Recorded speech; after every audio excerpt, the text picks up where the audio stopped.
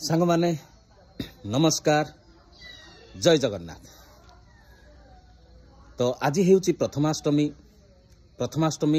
उपलक्षे आपण मानकु मो तरफ शुभेच्छा शुभकामना और स्पेशली अभिनंदन।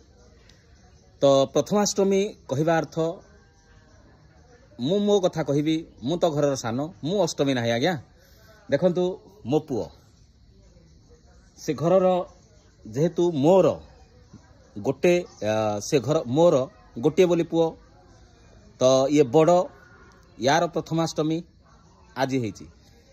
तो सांग माने मो पुओ देखंतु नुआ ड्रेस पिंची